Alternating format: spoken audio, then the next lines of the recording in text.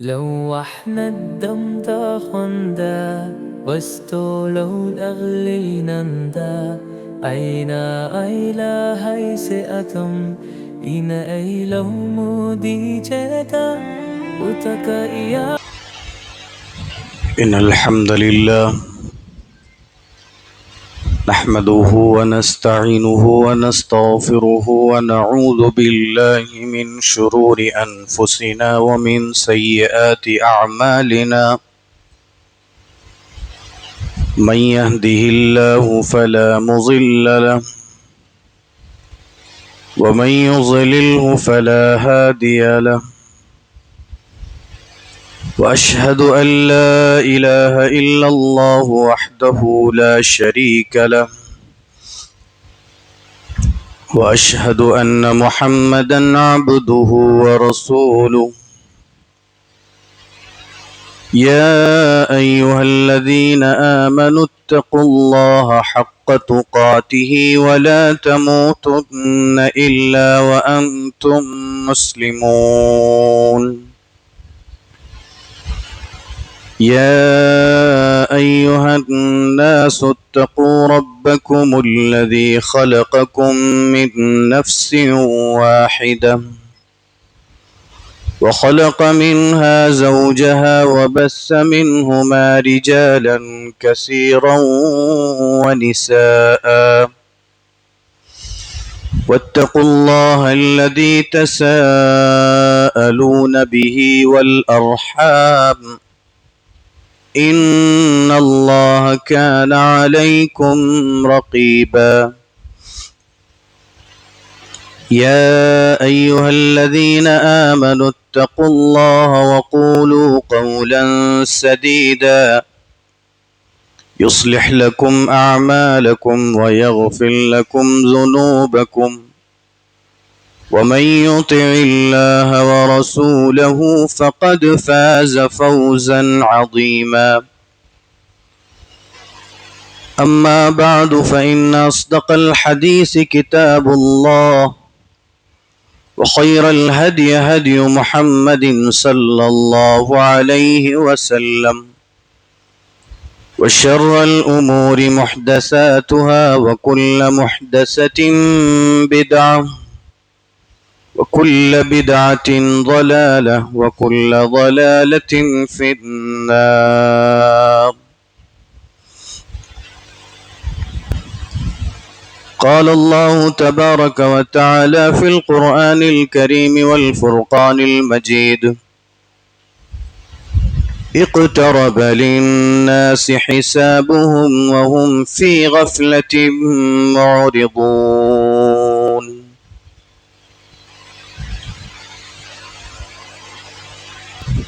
ہر قسم کی تعریفات و توصیفات کبریائی اور بڑائی، بزرگی اور برتری خالق کائنات مالک ارض و سما اللہ وحدہ لا شریک کے لیے ہے۔ بعدہ صلاۃ و سلام ہو تمام انبیاء کرام پر، بالخصوص آخری نبی جناب محمد الرسول اللہ صلی اللہ علیہ وسلم پر۔ معزز حاضرین، پردہ نشین اسلامی خواتین، بزرگوں، دوستوں اور نوجوان ساتھیوں،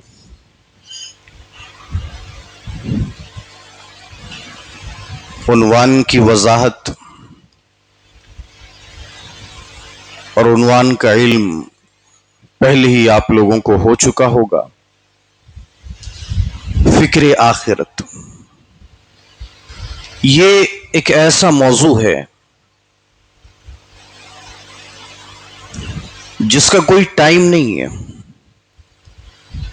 کہ کسی خاص وقت میں ہی اس کو عوام کے سامنے یا لوگوں کو بتایا جائے۔ یہ ایسا موضوع ہے کہ جس کے تعلق سے ہر انسان کو ہر وقت فکر لگی رہنی چاہیے۔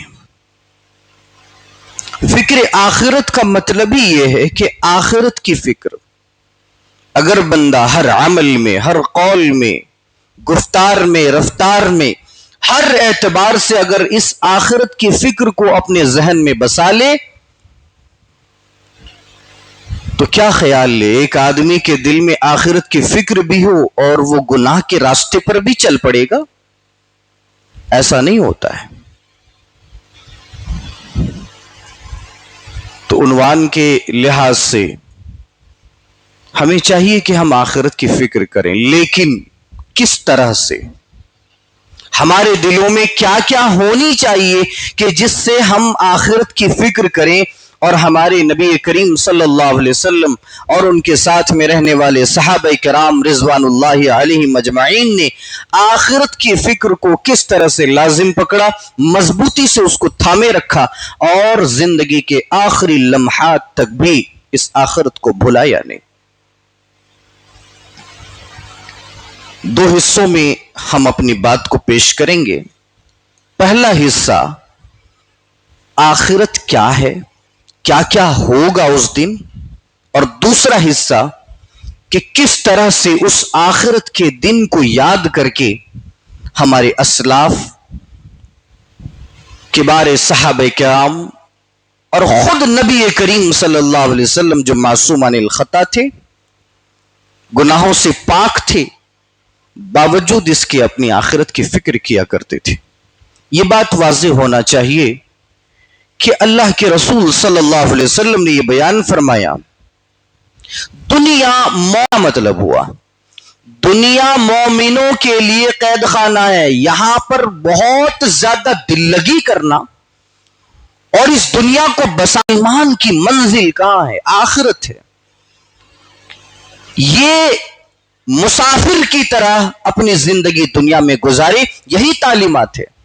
مسافر کا کیا کام ہوتا ہے؟ جب اس کو منزل میں جانا ہوتا ہے، وہ گاڑی میں بیٹھ گیا، منزل میں جانا ہے اس کو، بیچ میں اگر وہ رکتا ہے تو یہ نہیں کہ یہی میری منزل ہے، فارغ ہونے کے لیے، دیگر ضروریات پوری کرنے کے لیے اور اپنے اس منزل تک پہنچنے کی تیاری کرنے کے لیے وہ بیچ میں رک جاتا ہے۔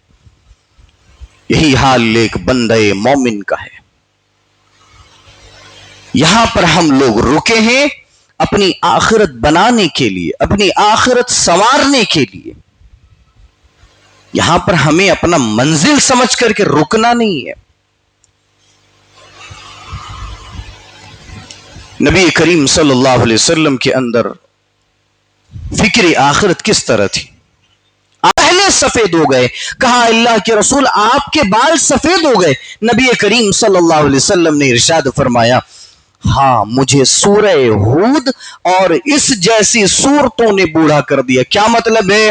جن صورتوں میں قیامت کے تعلق سے اور آخرت کے تعلق سے بیان ہوا ہے، نبی کریم صلی اللہ علیہ وسلم ان صورتوں کو پڑھ کر کے بہت زیادہ لرز جایا کرتے تھے، اور اس قدر فکر لاحق ہوتی تھی کہ فکر سے نبی کریم صلی اللہ علیہ وسلم کے بال سفید ہو گئے۔ اس لیول کا فکر تو ہم اپنے اندر نہیں پیدا کر سکتے، مگر ہمیں فکر پیدا کرنی ہے، جتنی استطاعت ہے، جتنی طاقت ہے اس حساب سے۔ اب آئیے آخرت کے تعلق سے ہم دیکھتے ہیں کہ اس دن اگر بندہ کامیاب نہ ہوا، اگر اس دنیا میں فکر نہیں ہے بندے کے اندر، ظاہر ہے اس دن کامیاب نہیں ہوگا، اور اگر اس دن کامیاب نہیں ہوا تو پھر کیا نتائج سامنے آئیں گے اور کون کون سے مسائل اس کے سامنے آئیں گے، وہ ہم قرآن و حدیث کی روشنی میں دیکھیں گے۔ اللہ تعالیٰ نے قرآن حکیم کے اندر بیان فرمایا، کلما نضجت جلودهم بدلناهم جلودا غیرها لیذوقوا العذاب۔ قیامت کے دن ایک ایسے انسان کو پکڑا جائے گا جو کامیاب نہیں ہوا، ناکام ہو گیا، اور پروردگار عالم اس کو پکڑ کر کے جہنم میں ڈال دے گا۔ پہلی بات تو واضح ہے، جو ناکام ہوا وہ جہنم میں جائے گا۔ اب جہنم میں جانے کے بعد انسان دنیا میں پریشان ہوتا ہے، تکلیف میں آ جاتا ہے، اور پریشان ہونے کے بعد وہ سوچتا ہے کہ 4 دن اچھی زندگی گزری ہے اور تھوڑے دن بچے ہیں، وہ بھی اچھے گزر ہی جائیں گے۔ اگر دنیا میں کوئی تکلیف آ جائے بندہ سوچتا ہے کہ یہ تکلیف بھی گزر جائے گی، کون سی تکلیف ہمیشہ کے لیے آتی ہے؟ چار اچھے گزر گئے تو چار برے بھی گزر ہی جائیں گے، یہ سوچتے سوچتے بندہ اس دنیا میں زندگی کو گزار دیتا ہے، اسے تکلیف کا اتنا ملال نہیں رہتا۔ قرآن حکیم کے اندر اس دن کی تکلیف کو اللہ تعالیٰ نے بیان فرمایا، کلما نضجت جلودهم بدلناهم جلودا غیرها لیذوقوا العذاب۔ عقل مندو، ہوش مندو، قیامت کے دن جب بندہ جہنم میں چلا جائے گا، اللہ فرماتا ہے کہ اس جہنم کی تکلیف کو کم نہیں کیا جائے گا، اس تکلیف کو بندے سے ہٹایا نہیں جائے گا۔ شروع میں تو جہنم میں جانے والا بندہ یہ سوچے گا کہ میں جل کر راکھ ہو جاؤں گا، جل کر ختم ہو جاؤں گا، لیکن اللہ نے اس آیت کریمہ میں بیان فرما دیا کہ جو بندہ سوچے گا اب تو مجھے موت آ جائے گی، اب میں مر جاؤں گا، لیکن اللہ فرماتا ہے بدلناہم جلودا غیرہا لیذوقوا العذاب، نہیں ایسا ہونے والا نہیں ہے، ہم اس چمڑے کو بدل کر کے دوسرا چمڑا اس کے جسم پر چڑھا دیں گے تاکہ وہ عذاب کا مزہ چکھتا رہے۔ کتنی عجیب بات ہے، چمڑا جھلس کر کے ختم ہو جائے گا اور دوسرا چمڑا اس کے بدن پر چڑھا دیا جائے گا، اور چمڑا دوسری بار چڑھانے کی وجہ بھی اللہ تعالیٰ نے بیان فرما دیا، لیذوقوا العذاب، تاکہ وہ عذاب چکھتا رہے۔ عذاب کا چمڑے سے کیا تعلق ہے؟ ہم سب بالکل اچھی طرح جانتے ہیں کہ درد انسان کو جو ہوتا ہے، باڈی میں کہیں بھی درد ہوتا ہے، اگر چاقو چل جائے، چمڑے میں اگر چاقو چل جائے یا آگ لگ جائے تو انسان کو بڑی تکلیف ہوتی ہے، اس کو درد محسوس ہوتا ہے۔ کیوں درد ہوتا ہے؟ معلوم ہے کہ بہت ساری رگیں وہ میسج انسان کے دماغ تک پہنچاتی ہے اور دماغ درد بھیجتا ہے اس جگہ پر۔ یہ کمال کس کا ہے؟ یہ چمڑے کا، یہ اسکن کی وجہ سے ہوتا ہے۔ اگر اسکن کو ہٹا دیا جائے اور کوئی ڈاکٹر، کوئی حکیم، کوئی طبیب آدمی کے گوشت اور ہڈی کے ساتھ چھیڑخانی کرے، اس کو درد نہیں ہوگا۔ یہ جو درد پیدا ہوتا ہے یہ چمڑے سے پیدا ہوتا ہے۔ کتنی عجیب بات ہے، اللہ تعالیٰ نے 1400 سال پہلے قرآن حکیم کے اندر بیان کر دیا کہ چمڑے کو بدلا جائے گا تاکہ وہ اس چمڑے کے ذریعے سے بار بار تکلیف کو محسوس کرے اور عذاب کا مزہ چکھے۔ کامیاب ہونا ہے آخر میں، ناکام ہو گئے کہیں کے لیے۔ بعض عقلمند یہ کہتے ہیں ارے بھائی اگر ناکام ہو بھی گئے تو ایک دو دن کے لیے حدیث کے مطابق جہنم میں جائیں گے، وہ ایک دن اس دنیا کے مطابق ایک دن ہوگا؟ نہیں، حدیث میں بتایا گیا 50,000 سال کا ایک دن ہوگا، 50,000 ایک دن ہوگا۔ نبی کریم نے فرمایا زبانیں حلقوم سے باہر لٹکی ہوئی ہوں گی، قیامت کا یہ معمول ہوگا کہ سارے لوگ ننگے اٹھائے جائیں گے اور بارگاہ الہی میں سارے لوگ ننگے اکٹھے کیے جائیں گے۔ حضرت عائشہ سوال کرتی ہے اے اللہ کے رسول کیا سارے لوگ ننگے اٹھائے جائیں گے؟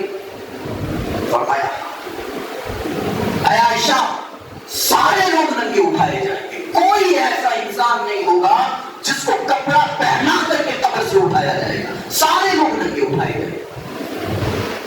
اے اللہ کے رسول صلی اللہ علیہ وسلم وہاں مرد بھی ہوں گے، عورتیں بھی ہوں گی، اے نبی کائنات کیا مرد اور عورتیں سارے کے سارے ننگے اٹھائے جائیں گے؟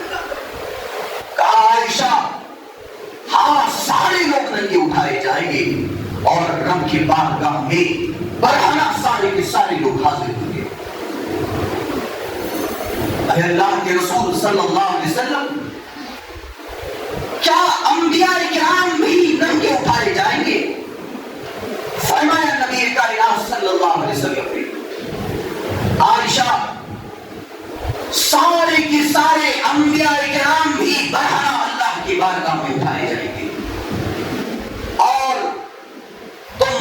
کی بات کرتے ہو، رسولوں کی بات کرتے ہو، یہاں کیفیت حالت ایسی ہوگی کہ سپہ سالار اعظم سرور عالم رسول مکرم رسول معظم سلطان مدینہ سرور انبیاء رسول اقدس رسول مقدس جناب محمد رسول اللہ صلی اللہ علیہ وسلم کو بھی برہنہ اٹھایا جائے گا. ہم اپنی اور آپ کی کیا بات کریں؟ یہاں نبی کو بھی امام الانبیاء کو بھی اللہ کی بارگاہ میں برہنہ لایا جائے گا.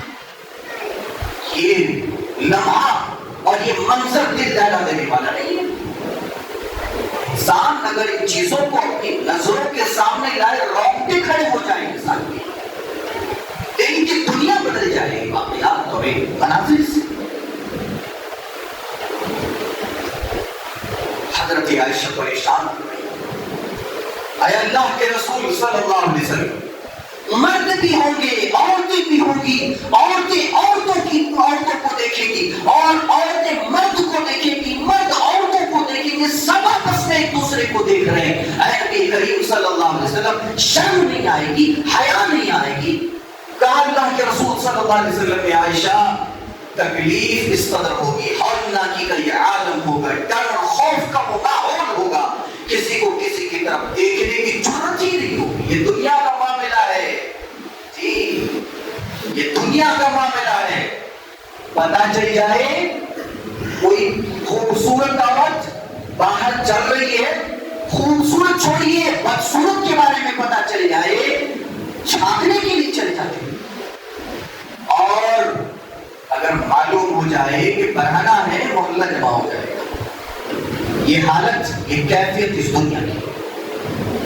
قیامت کے دن یہ جرأت کسی کے اندر پیدا نہیں ہوگی کہ ایک دوسرے کو آنکھ اٹھا کر کے دیکھ لے. سب کو بھاگیں گے، تکلیف میں ہوں گے.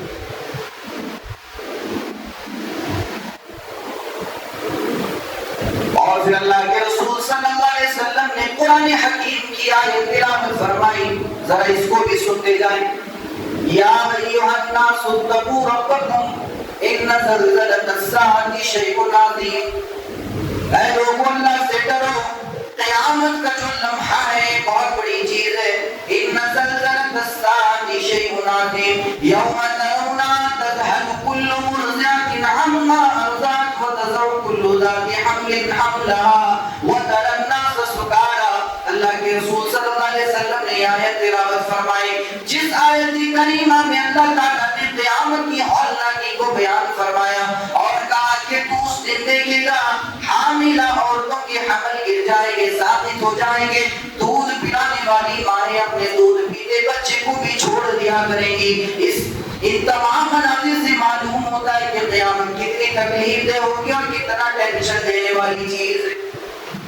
قرآن حکیم کے اندر ایسی بے شمار آیات ہیں جس سے انسان کو یہ سمجھنا چاہیے کہ ہمیں آخرت کی فکر کرنی ہے اور اس دنیا سے نکلاؤ نہیں کرنا ہے.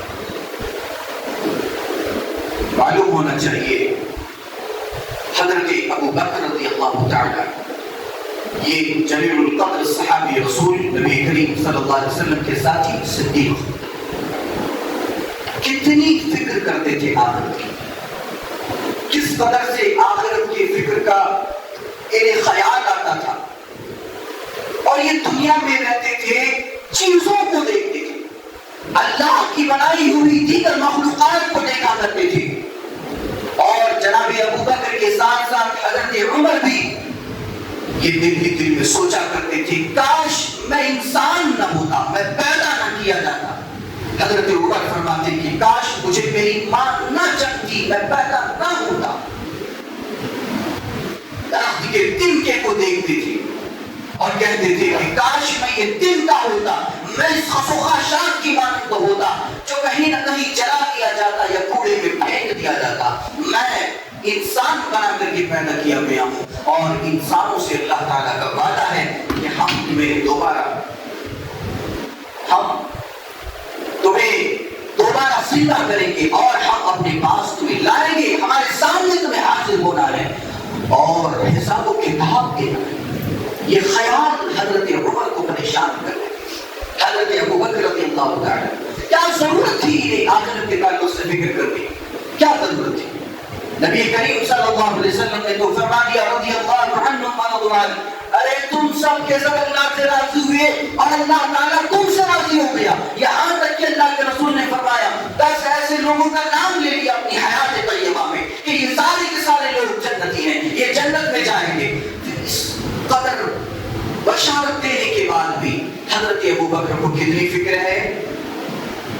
حضرت ابو بکر کا ایک غلام تھا اور وہ غلام حضرت ابو بکر کو کما کر کے لا کر کے دیتا تھا کہ آقا آپ یہ لیجئے، یہ تناول فرمائیے. کبھی ملازمت کر لی، کبھی درہم و دینار لے آیا، کبھی کھجور لے آیا، کبھی کچھ کھانے کی چیزیں لے آیا اور اپنے آقا حضرت ابو بکر کو دیا کرتا تھا.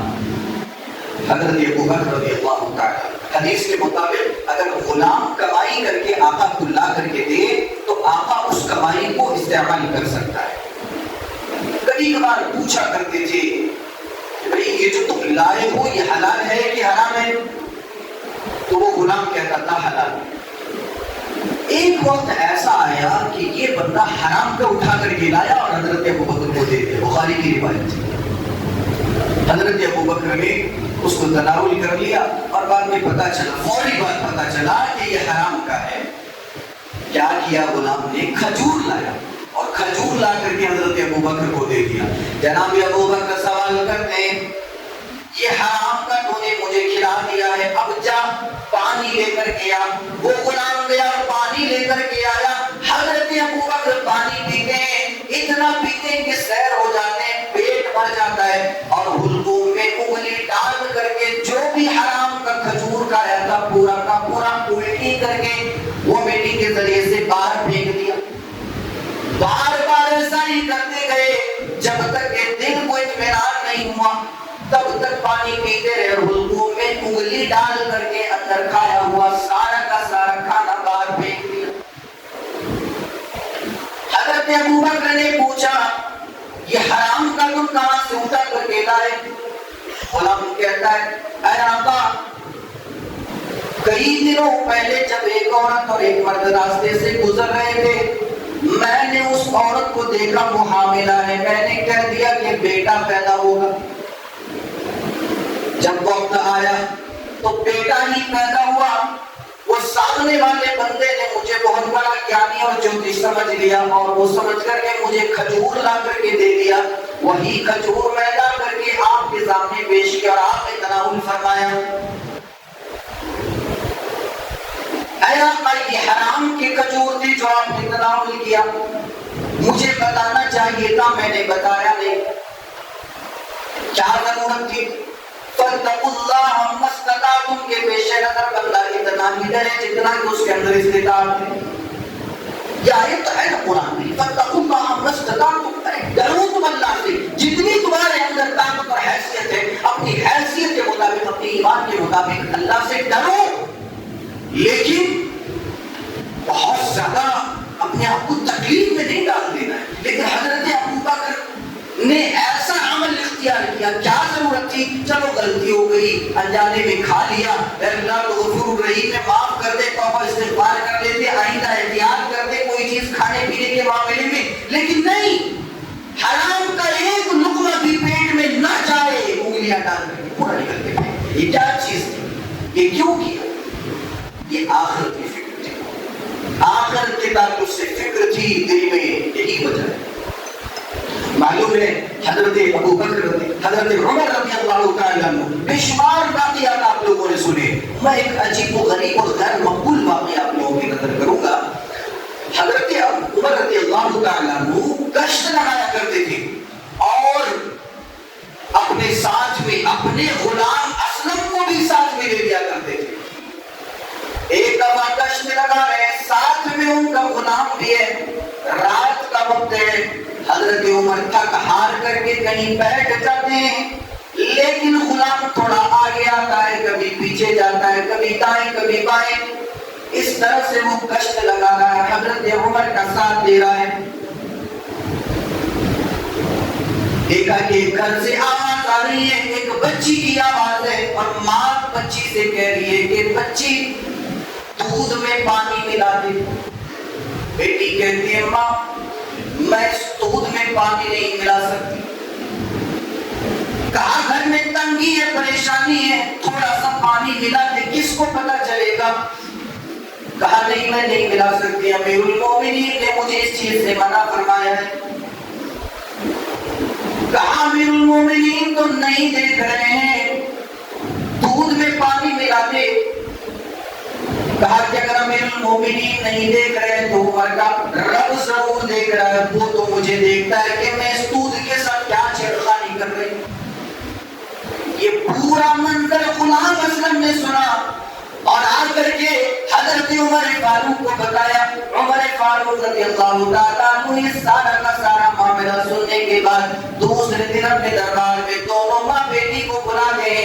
دونوں ماں بیٹی حضرت عمر کے دربار میں آئے، دونوں ڈرے ہوئے ہیں کہ کہیں حضرت عمر کو اس بارے میں پتہ تو نہیں چل گیا، دودھ میں پانی نہیں ملایا گیا۔ بیٹی نے صاف انکار کر دیا، لیکن پھر بھی ڈرے ہوئے ہیں کہ رات میں ایک عجیب و غریب واقعہ ہمارے گھر میں پیش آیا ہے۔ دونوں حضرت عمر کے سامنے آئے، کہا حضرت عمر رضی اللہ تعالیٰ عنہ نے بچی تو نے یہ عمل کیوں کیا؟ کہا اے امیر المومنین مجھے اپنی آخرت کی فکر ہے، مجھے اپنے آخرت کے تعلق سے غور و تدبر کرنا ہے اور میں اللہ سے ڈرتی ہوں، مجھے یہ عمل نہیں کرنا ہے، میں نے نہیں کیا، مجھے اللہ تعالیٰ کے تعلق سے خوف ہے۔ یہ بات سنتے ہی حضرت عمر رضی اللہ تعالیٰ عنہ نے اس بچی کی ماں سے کہا خاتون اگر میں تیری بیٹی کے لیے اپنے بیٹے کا رشتہ لے کر کے آؤں تو تیری کیا رائے ہے، تو کیا کہتی ہے؟ حضرت عمر فاروق کی اس بات پر وہ خاتون کہتی ہے امیر المومنین بچی میری ہو، میرے اس غریب گھرانے کی بچی ہو اور آپ کے گھر کا بیٹا ہو، میں کیسے منع کر سکتی ہوں؟ اسی طرح سے آپ دیکھیں گے کہ آگے چل کر کے حضرت عبداللہ بن عمر رضی اللہ تعالیٰ عنہ کا نکاح اسی لڑکی سے ہو جاتا ہے اور وہ لڑکی خوف خدا اس طرح اس کے دل میں تھا، آخرت کی فکر اس طرح سے تھا کہ وہ ایک غریب گھرانے سے اٹھ کر کے جہاں ایمان اور غیر ایمان پر کوئی اس طرح سے خاص فرق نہیں کیا جاتا تھا، وہ ایک گھر سے اٹھ کر کے ایک ایسے گھر میں آئی جہاں پر بڑے بڑے محدث اور اکابر علماء کرام مفتیان کرام اور اس دور کے بڑے بڑے محدث اور مفسر بیٹھے ہوئے ہیں۔ حضرت عبداللہ بن عمر کے بارے میں کیا خیال ہے؟ یہ جناب عمر کے بیٹے تھے اور حضرت عمر رضی اللہ تعالیٰ عنہ کے بیٹے ہونے کے ساتھ ساتھ اس زمانے کے مشہور مفسر محدث فقیہ اور حافظ قرآن قاری قرآن تھے۔ اللہ اکبر، ایسا انسان اس لڑکی کو ملا، کیوں ملا؟ آخرت کی فکر۔ پتہ یہ چلا کہ بسا اوقات آخرت کی فکر انسان کو دنیا ہی میں فائدہ پہنچا دیتی ہے اور صرف دنیا ہی نہیں بلکہ آخرت میں بھی فائدہ ہے۔ دیکھیں آخرت کی فکر آخرت کے لیے بہت زیادہ فائدہ مند ہے، لیکن کبھی کبھار انسان کو دنیا میں بھی اس کا فائدہ نظر آتا ہے، جیسا کہ اس واقعے میں ہمیں دنیا میں ہی فائدہ نظر آیا۔ حضرت عبداللہ کی عمر کم تھے، آخرت کی فکر کے تعلق سے کتنا ڈر اور کتنا خوف تھا ان کے دلوں میں اللہ تعالیٰ کا۔ ایک دفعہ اٹھ کر کے گئے اپنے ساتھیوں کے ساتھ ایک صحرا میں درخت کے سائے پر بیٹھے اور کہا کہ ارے اتنی دھوپ میں ایک بکری چرانے والا بکریاں چرا رہا ہے، ذرا اس کو بلاؤ تو صحیح، ہم دیکھیں گے کیا کر رہا ہے۔ وہ اس چرواہے کو بلایا گیا، کہا کہ دیکھو ہم لوگ تھوڑا باہر سے آئے ہیں اور یہاں پر ہم کھانا کھا رہے ہیں، ہم نے سوچا تمہیں بھی بلا لیں، چلو تم کھا لو۔ وہ چرواہا کہتا ہے معاف کیجیے گا بھائی میں کھا نہیں سکتا، کیوں؟ میں روزے سے ہوں۔ کتنی عجیب بات ہے، دھوپ اس قدر ہے، تپش حرارت گرمی اس قدر ہے اور وہ صحرا میں چھوٹے موٹے جو گھاس ہے وہاں پر اپنی بکریوں کو لے جا کر کے چلا رہا ہے اور اس حالت میں وہ روزہ رکھا ہوا ہے۔ حضرت عمر فاروق نے پوچھا یعنی عبداللہ بن عمر نے کہ اتنے دھوپ میں تم روزہ کیوں رکھ رہے ہو؟ تو کہتا ہے کہ میں روزہ اس لیے ہوں کہ یہ دنیا چند دنوں کی ہے، یہ دنیا چند دنوں کی۔ میں قرآن و حدیث اور دیگر کتب احادیث کا مطالعہ کرنے کے بعد اتنا ضرور میں کہوں گا کہ یہ جتنی بھی کتابیں ہیں اور جتنی بھی باتیں ہیں، تمام باتیں آپ ایک طرف رکھیں اور اس بات کو ایک طرف رکھیں، نبی کریم صلی اللہ علیہ وسلم کی اس حدیث کو ایک طرف رکھیں جس میں اللہ کے رسول صلی اللہ علیہ وسلم نے فرمایا کہ قیامت کے دن جب بندہ اللہ کے بارگاہ میں کھڑا ہوگا اس کو لگے گا میں نے دنیا میں ایک دن کا تھوڑا سا حصہ گزار کر کے میں اللہ کی بارگاہ میں، دن کا ایک تھوڑا سا حصہ، صبح کا تھوڑا سا حصہ یا شام کا تھوڑا سا حصہ گزار کر کے آیا۔ یہ جو اتنی لمبی زندگی ہم سوچتے ہیں، قیامت کے دن یہ مختصر سی زندگی لگے گی، انسان کو سمجھ میں آ جائے گا کہ میں نے دنیا میں جیا نہیں ہے۔ اور ابن رجب رحمہ اللہ فرماتے ہیں کہ کتنے افسوس کی بات ہے انسان پر کہ دنیا میں ایک لمحہ اس نے گزارا اور اس لمحے کو اللہ کی بندگی اور اس کی اطاعت میں نہ گزار پایا، یہ افسوس کا مقام ہے۔ یہ دنیا چند لمحے کی ہے اور اگر اس لمحے کو بھی بندہ اللہ کی اطاعت میں نہ گزار سکے کہ اس کے لیے افسوس کا مقام ہے۔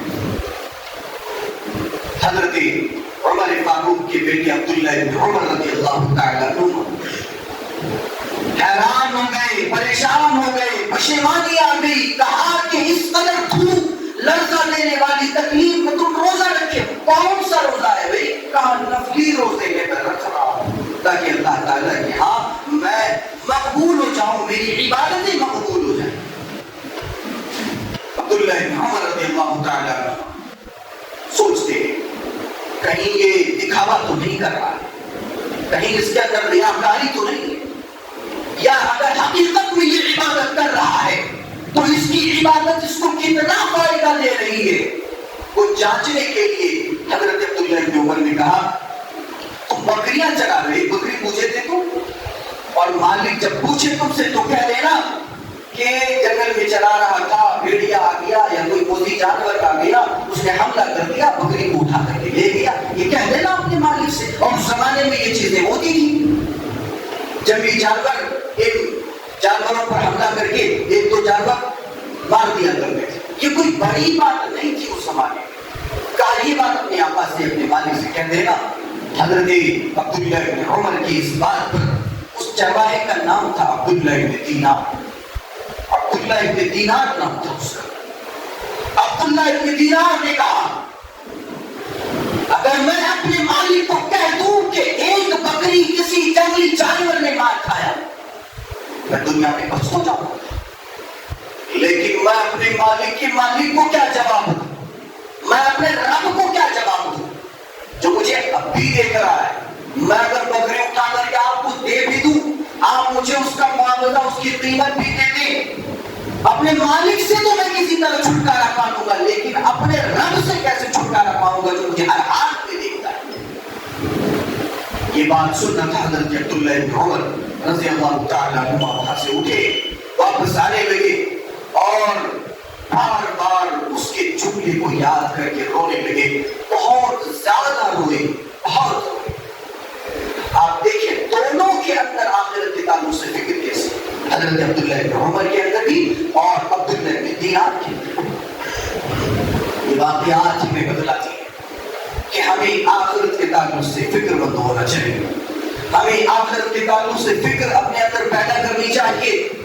انسان کہتا ہے ارے بھائی ابھی تو زندگی باقی ہے، یہ جوانی تو ابھی شروع ہوئی ہے، ابھی تو ہماری زندگی باقی ہے، ہم آگے چل کر کے توبہ استغفار کر لیں گے، آخرت کے تعلق سے فکر مند ہو جائیں گے اور اپنی آخرت سنوار لیں گے۔ یہ واحد شخص آپ اکیلے نہیں ہیں جو آخرت کے تعلق سے ایسا سوچتے ہیں، آپ سے پہلے بڑے بڑے سورما اور بڑے بڑے جلاوط گزرے ہیں جو یہی سوچتے سوچتے آخر میں یہاں تک پہنچ گئے کہ موت ان کے غریبات کو پکڑ کر کے چھجوڑ دے، پوری زندگی یہ سوچتے ہوئے گزار دیا کہ وقت ہے ابھی بعد میں ہم دیکھ لیں گے۔ یہ سوچتے سوچتے لاسٹ میں ایسا وقت آیا، یہ سوچ ہی رہ گئی، اس کو کبھی عملی جامہ نہیں پہنایا، موت نے آ کر کے چھجوڑ دیا، روح نکال دیا۔ اور نوجوانوں کا حال تو ایسا ہے، آج کے ٹائم پہ آپ دیکھیں موت کے منہ میں ہاتھ ڈالتے رہتے ہیں، موت کے منہ میں ہاتھ ڈالتے رہتے ہیں، کبھی ڈرائیونگ کر رہے ہیں، کبھی بائک چلا رہے ہیں، اسٹنٹ کر رہے ہیں، طرح طرح کے کھیل کھلونے کرتے رہتے ہیں، یہ موت کے منہ میں ہاتھ ڈالنا ہے۔ آپ جو یہ تماشا کر رہے ہیں روڈ پر، موت آ جائے گی، تیاری ذرہ برابر بھی نہیں. اچانک سے موت آ جائے گی، کچلے جاؤ گے اور تیاری خاک برابر. کیا جواب دیں گے اللہ کے پاس؟ مرنے کے بعد کیا ایسے اعمال ہیں، کون سی ایسی تیاریاں ہیں جس کو اللہ کے سامنے پیش کریں؟ منہ دکھانے کے لائق ہے؟ ہمارے اعمال، ہمارے کردار، ہماری عبادات اس طرح نہیں ہے جیسے ہونی چاہیے تھی.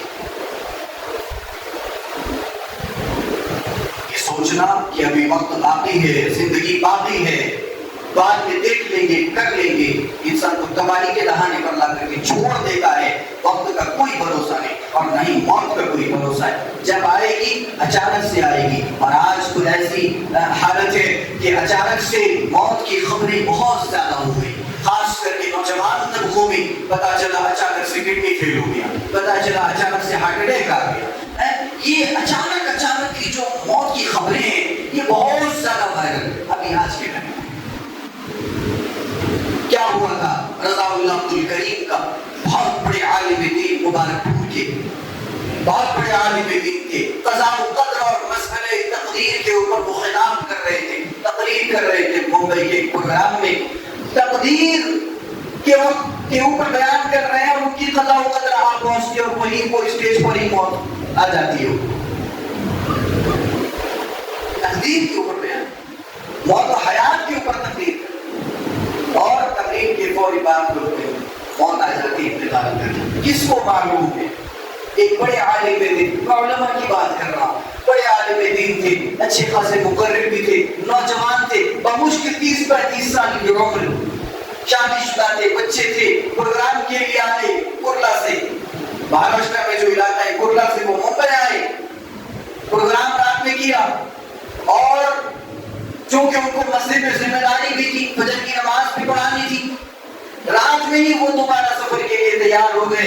کار میں بیٹھے سفر کے لیے آگے بڑھے، کار کا ایکسیڈنٹ ہوا اور وہ عالم دین اس دنیا میں نہیں رہے. موت کب آئے گی کوئی بھروسہ نہیں. انسان کو میں نے شروع میں ہی کہا کہ یہ ایک ایسا ٹاپک ہے جس کے تعلق سے انسان کو ہر لمحہ ہر لحظہ فکر مند ہونی چاہیے. فکر انسان کے اندر ہونا چاہیے. قرآن حکیم کے اندر آخرت کے تعلق سے فکر کو بہت زیادہ اجاگر کیا گیا ہے.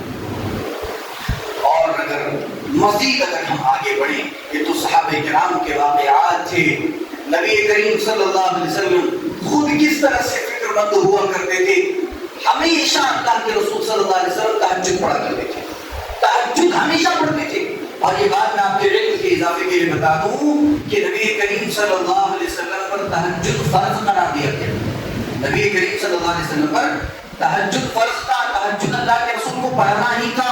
امت کے لیے کام پڑھو چاہے چھوڑ دو، پڑھو گے رب کے ہاں مقرر بنو گے، نہیں پڑھو گے گناہ نہیں ملے گا. لیکن نبی کریم صلی اللہ علیہ وسلم کے لیے یہ تھا کہ آپ کو پڑھنا ہی ہے تہجد. اللہ کے رسول پڑھتے تھے.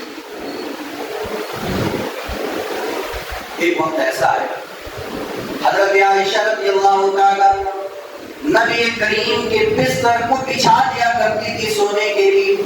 معمولی سے چٹائی پر اللہ کے رسول سویا کرتے تھے.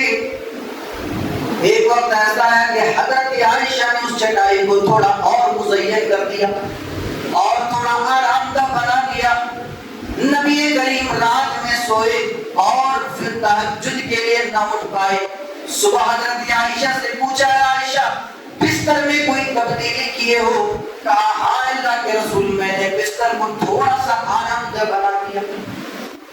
اے عائشہ دوبارہ نہ بنانا، تم نے اس بستر کو مزین کر دیا، اس وجہ سے میں رات میں اپنے اللہ کو یاد نہ کر پایا، رات میں اٹھ کر کے میں عبادت نہ کر پایا. اے عائشہ دوبارہ اس بستر کو نہ بنانا. حضرت عمر فاروق آئے، اے اللہ کے رسول صلی اللہ علیہ وسلم یہ کافر مشرک یہود و نصارا اور ان کے بڑے بڑے سردار نرم و گرم بستر پر سوئے اور ہمارا نبی ایک معمولی سی چٹائی پر سوئے. اے اللہ کے رسول صلی اللہ علیہ وسلم ہم بھی آپ کے لیے نرم گرم بستر کا انتظام کر دیں گے. کہا حضرت عمر رضی اللہ تعالیٰ عنہ سے، اے عمر میرے لیے نرم گرم بستر تیار کرنے کی ضرورت نہیں ہے. اور یہ فرما دیا کہ آخرت کی جو زندگی ہے وہ اس دنیا کی زندگی سے بہتر ہے، ہمیں اس زندگی کے لیے تیاری کرنی ہے. نبی کریم صلی اللہ علیہ وسلم کو بس اللہ کے رسول صلی اللہ علیہ وسلم نے چند چیزیں بتائیں، مجھے اس دنیا میں یہ چیزیں پسند ہے، اس دنیا کو ہی پسند نہیں کیا کہ مجھے یہ دنیا بہت عزیز ہے، مجھے یہ دنیا بہت پسند ہے، کبھی نہیں کہا۔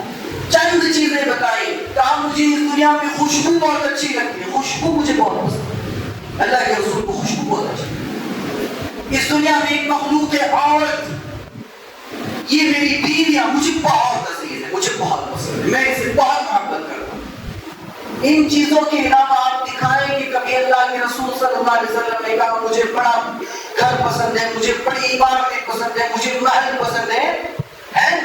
نبی کریم صلی اللہ علیہ وسلم نے کیا فرمایا؟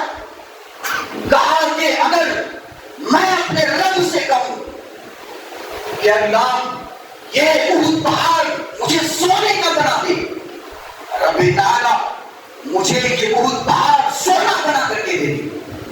کیا ہے سونے کی حیثیت آپ کو معلوم ہے؟ اتنا چھوٹا سا سونے کا ٹکڑا کتنی قیمت ہے، اور آج کے ٹائم پہ تو سونا آسمان چھو رہا ہے۔ ہر دور میں سونے کی ایک ویلیو ہے، سونے کی ایک قیمت ہے، سونا ایک دولت مانا گیا ہے۔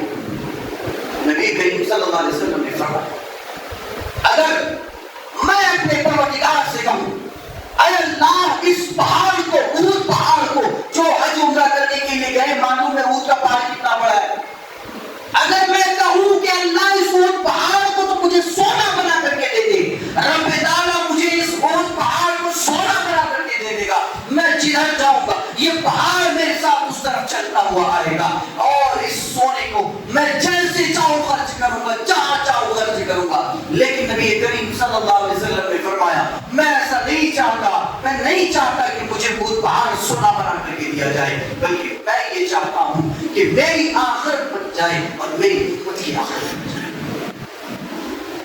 یہ بات میں نے کیوں کہا؟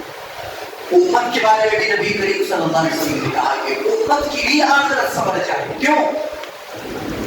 ہر نبی کو ایک موقع دیا گیا، ایک آپشن دیا گیا ہر نبی کو، آپ چاہے تو آپ جو بھی مانگیں، ہر نبی سے کہہ دیا گیا جو مانگنا ہے مانگے، اور آپ جو مانگیں گے آپ کی ایک مانگ، ایک سوال، ایک بات پوری کی جائے گی۔ سارے نبیوں نے مانگا، سب نے مانگا، دنیا میں نہیں مانگے، اور سارے نبیوں کی سن لی گئی، لیکن نبی کریم صلی اللہ علیہ وسلم نے اس آپشن کو، اس مانگ کو، اس سوال کو آخرت کے تعلق سے بچائے رکھا ہے کہ قیامت کے دن جب بندہ سارے کے سارے لوگ اللہ کے حضور کھڑے ہوں گے، تب اللہ کے رسول صلی اللہ علیہ وسلم مانگیں گے اللہ تعالیٰ سے، اور کیا مانگیں گے؟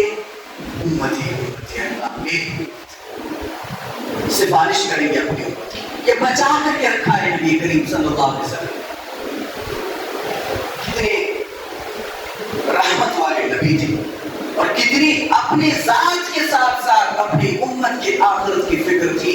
ضرورت اس بات کی ہے مسلمانوں کہ ہم بھی اپنی آخرت کی فکر کریں، صرف اپنی فکر کرنا نہیں۔ یہ موضوع بہت طویل موضوع ہے، اپنے ساتھ ساتھ اپنے اہل و عیال، اپنے گھر والے، اپنے بیوی بچوں پر نظر ڈالیں، بیوی کیا کر رہی ہے، کدھر جا رہی ہے، بے پردگی کا یہ ماحول اور اس قدر بے غیرت ہو گیا ہے، آج کا بندہ اپنی بیوی کو کہنے کی ہمت نہیں رکھتا کہ ابھی تھوڑا پردہ کر لے، پردہ کر لے، حجاب ڈال لے، باہر ہی جانا ہے، مجبوری ہے، جانا ہی ہے تو پردہ کر کے نکل، کہنے کی ہمت نہیں، بے غیرت ہو گیا ہے سب سے۔ اپنی بیوی کا خیال کرے، بچوں کا خیال کرے، اس لیے کہ بیوی اگر بے پردگی اختیار کر لے، بچے اگر بگڑ جائیں، راستے سے ہٹ جائیں، ان سے تو سوال ہوگا ہی تم نے ایسا کیوں کیا، لیکن ان کا سوال آپ سے نہیں ہوگا۔ کیوں؟ انفسکم واہلیکم نارا، اپنے آپ کو جہنم سے بچاؤ اور اپنے اہل و عیال کو جہنم سے بچاؤ۔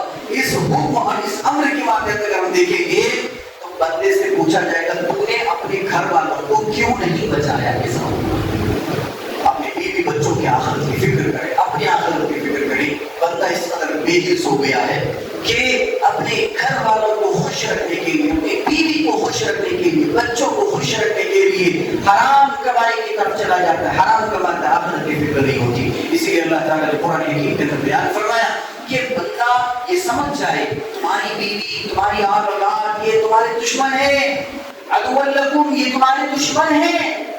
دشمن کس حساب سے؟ اسی لحاظ سے کہ بندہ ان کو خوش کرنے کے لیے اپنی آخرت برباد کر دیتا ہے اور اپنی آخرت کو تباہ کر لیتا ہے. سو ان تمام باتوں کو مد نظر رکھیں اور اپنے آپ کو اس قدر بنا لیں دنیا میں. آپ دنیا کمائیں گے، آخرت کی فکر ضرور کریں. آخرت کی فکر ایک ایسی چیز ہے جو انسان کو اللہ کے قریب کر دیتی ہے. فکر، میں صرف فکر کی بات کروں. عبادات وہ ساری چیزیں تو آئیں گی، لیکن فکر کا کیا مطلب ہے؟ انسان اگر خیال کر لے، سوچ لے، معلوم ہونا چاہیے. یہ آخری بات بتا کر کے میں اپنی بات ختم کروں گا. بنی اسرائیل میں ایک آدمی تھا، جب وہ مرنے لگا تو اپنے سارے بچوں کو جمع کرتا ہے، بچوں سے وصیت کرتا ہے، اے میرے بیٹوں، اے میرے بچوں، جب میں مر جاؤں تو میرے جسم کو جلا دینا، اور جلا کر کے جب میرے جسم کے راکھ بن جائے اس راکھ کو اٹھا کر کے دریا میں بہا دینا، ہوا میں اڑا دینا اور پھر دفن کر دینا. لیکن مجھے ایسے ہی اٹھا کر کے زمین کھود کر کے دفن نہ کرنا، پہلے مجھے جلانا اور پھر مجھے یہاں وہاں اڑا دینا. بچوں نے کہا ابو آپ ایسی نصیحت اور ایسی وصیت کیوں کر رہے ہیں؟ باپ نے کہا بچوں، میں نے اپنی زندگی میں اتنا گناہ کیا ہے، میں نے اپنی زندگی میں اتنے جرائم کیے ہیں کہ اگر اللہ تعالیٰ نے مجھے دوبارہ زندہ کر دیا تو میں اللہ کو کوئی جواب نہیں دے پاؤں گا. میری زندگی پوری کی پوری گناہ میں گزری ہے. اتنا بھولا بھالا معصوم سا آدمی تھا یہ بنی اسرائیل کا، اندازہ ہی نہیں اس کو. ارے اللہ ہے وہ، اللہ وہ خود بولے گا بولتا ہے، ہو جانا ہو جاتا ہے.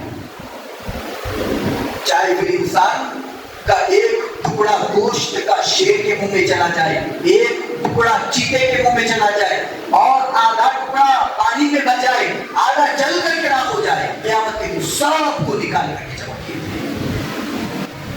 اس نے پہچانا ہی نہیں تھا اللہ کیا ہے. بچوں نے ویسا ہی کیا. باپ مر گیا، یہ بنی اسرائیل کا واقعہ اور یہ واقعہ بخاری کے اندر موجود ہے. باپ مر گیا، بچوں نے ویسا ہی کیا. باپ کے جسم کو جلا دیا اور اسی راکھ کو ہوا میں اڑا دیا، دریا کے حوالے کر دیا. نبی کریم صلی اللہ علیہ وسلم بیان فرماتے ہیں یہ جو چیز اس نے کیا اللہ کے بارگاہ میں وہ حاضر بھی ہوا اور اللہ تعالیٰ نے اس سے پوچھا ہے بندے تو نے یہ عمل کیوں اختیار کیا، تو نے ایسا کیوں کیا؟ جبکہ بنی اسرائیل میں شریعت یہ تھی کہ اگر کوئی مر جائے تو اس کی قبر کھود کر کے اس کو دفن کیا جائے، لیکن تو نے اپنے آپ کو دفنانے کا حکم نہیں دیا، بلکہ تو نے اپنے آپ کو جلانے کا حکم دیا اور تیرے بچوں نے بھی ایسا ہی کیا. کیا وجہ ہے؟ وہ آدمی کہتا ہے اے اللہ تیرے ڈر اور تیرے خوف کی وجہ سے، آخرت کی فکر کی وجہ سے میں نے یہ عمل کیا ہے. اللہ اتنا خوش ہوا اس کے جواب سے، کہا بندے جان تو نے میرے تعلق سے ڈر اور خوف اختیار کیا، تو نے میرے تعلق سے اپنے دل میں خیال پیدا کیا، تجھے فکر آئی، فکر لاحق ہو گئی آخرت کے تعلق سے. اے بندے جا میں نے تجھے معاف کر دیا. پوری زندگی اس کی گناہ میں گزر گئی، لیکن ایک آخرت کی فکر جو اس نے سچے دل سے کیا، اللہ تعالیٰ کی نظر میں وہی چیز اس کے لیے مغفرت کا ذریعہ بن گئی. اب اندازہ لگائیں آخرت کی فکر کتنی، فکر ہی کتنی ضروری ہے اور فکر کتنا امپورٹنٹ ہے کہ وہ ایک فکر بندے کو کہاں سے کہاں. یہ واقعات اور یہ چیزیں انسان کو سمجھنا چاہیے. اور ایک آخری بات، قرآن حکیم کیا اللہ تعالیٰ نے بیان فرمایا یوم یخرجون من الاجداث کأنہم جراد منتشر. یہ آخری ہیبتناک منظر میں آپ لوگوں کے حوالے کر کے بات ختم کروں گا، اس لیے کہ یہ اگر منظر آپ اپنے ذہن میں رکھیں گے پوری امید ہے کہ انشاءاللہ آخرت کے تعلق سے فکر مند ہو جائیں گے. کلما نضجت، اللہ تعالیٰ نے قرآن حکیم کے اندر بیان فرمایا یوم یخرجون من الاجداث کأنہم جراد منتشر. قیامت کے دن بندہ قبروں سے اٹھے گا. یہ کیفیت ہم نے پہلے بتایا، کیسے اٹھے گا؟ ننگا اٹھے گا، ننگے اٹھائے گا. الاجداث کأنہم جراد منتشر. اللہ تعالیٰ نے کتنی عجیب بات ہے قرآن حکیم کی آیات پر اگر بندہ غور و تدبر کرے سوچنے کی انتہا نہیں ہے، بات ہی ختم نہیں ہوتی ہے کس قدر بلاغت فصاحت اور کیسا اللہ تعالیٰ کا انداز ہے بات کرنے کا۔ یخرجون من الاجداث، یہ نہیں کہا کہ یخرجون من القبور، ارے بھائی قبروں سے ہی تو نکلیں گے نا سارے بندے، سب تو قبروں سے ہی نکلیں گے اکثر و بیشتر۔ دنیا میں مسلمان زیادہ ہیں کہ کافر مشرک زیادہ ہیں؟ مسلمان زیادہ ہے۔ دنیاوی سطح پر اگر بات کریں مسلمان زیادہ ہے، اور مسلمان چاہے وہ کسی بھی مذہب سے تعلق رکھنے والا ہو، شریعت کیا ہے مر جائے تو اس کو دفنایا جائے۔ اہل کتاب بھی آپ اگر دیکھیں گے عیسائیوں کو بھی دیکھ لیں یہودیوں کو بھی دیکھ لیں، اگر وہ مر جائے تو ان کے ہاں بھی کیا ہے ان کو دفنایا جائے گا۔ اس کا مطلب یہ ہوا کہ مرنے کے بعد دفنانے کا جو عمل ہے یہ دنیا میں زیادہ ہوتا ہے۔ بمرد مقابل کہیں چھوڑ دینا، پارسیوں کے یہاں کہیں ایک بڑا سکوا ہے وہاں پر جا کے پھینک دیتے اس کو چھوڑ دیتے ہیں، اور دیگر جو مذاہب ہے الگ الگ ان میں طریقے ہیں، لیکن زیادہ جو طریقہ ہے وہ دنیا میں کون سا ہے؟ آدمی کے مر جانے کے بعد اس کو دفنایا جائے۔ اس کا مطلب یہ ہوا کہ اکثر و بیشتر لوگ قیامت کے قبروں سے اٹھیں گے۔ اللہ نے یہ کیوں نہیں کہا یخرجون من القبور، قبروں سے سارے کے سارے نکلیں گے، بلکہ قبور کی جگہ اللہ تعالیٰ نے لفظ اجداث کا استعمال کیا، یخرجون من الاجداث، اجداث سے نکلیں گے۔ اجداث کا کیا مطلب ہے؟ قبر تو ہم جانتے ہیں قبرستان ہے وہاں سارے لوگ دفن ہیں قبروں سے نکلیں گے، یہ مفہوم بالکل واضح ہے، لیکن اجداث کا کیا مطلب ہوا؟ اجداث کا مطلب یہ ہے کہ بندہ جانتا ہی نہیں کہاں پر بندے کو موت آئی اور کون سے زمین کا حصہ بندے کو کھا لی، کون سا وہ زمین کا خطہ ہے جہاں پر بندے کو زمین نے نگل لیا، وہ سڑ گیا گل گیا ہڈیاں بوسیدہ ہو گئی، ہمیں ان جگہوں کے بارے میں معلوم ہی نہیں ہے۔ اللہ تعالیٰ فرماتا ہے ان جگہوں سے بندے ایسے نکلیں گے جیسے جراد منتشر، جس طرح سے بکھری ہوئی ٹڈیاں موسم میں نکلتی ہیں۔ ٹڈیاں کیسے نکلتی ہیں؟ سعودی عرب میں جو مسلسل رہے ہیں ان کو معلوم ہے وہاں پر جب ٹڈیوں کا موسم آتا ہے تو کس طرح سے مارکیٹ میں اتنے سارے ٹڈیاں الگ الگ تھیلی میں ڈال کے بیچتے ہیں۔ یہ ٹڈیاں جیسے موسم میں نکلتی ہیں ویسے ان اجداث سے لوگ نکلیں گے۔ یہ صرف اجداث کی بات ہے، قبروں کی بات نہیں، قبروں کی بات نہیں کی گئی۔ قبروں سے نکلیں گے اور پھر اجداث سے بھی نکلیں گے۔ آپ اندازہ کریں کتنے سارے لوگ ہوں گے، کروڑوں لوگوں میں اگر آپ بندے کی اگر مغفرت ہو گئی کتنی بڑی بات ہوگی۔ آپ اندازہ کریں یہ کیسے ہوگی؟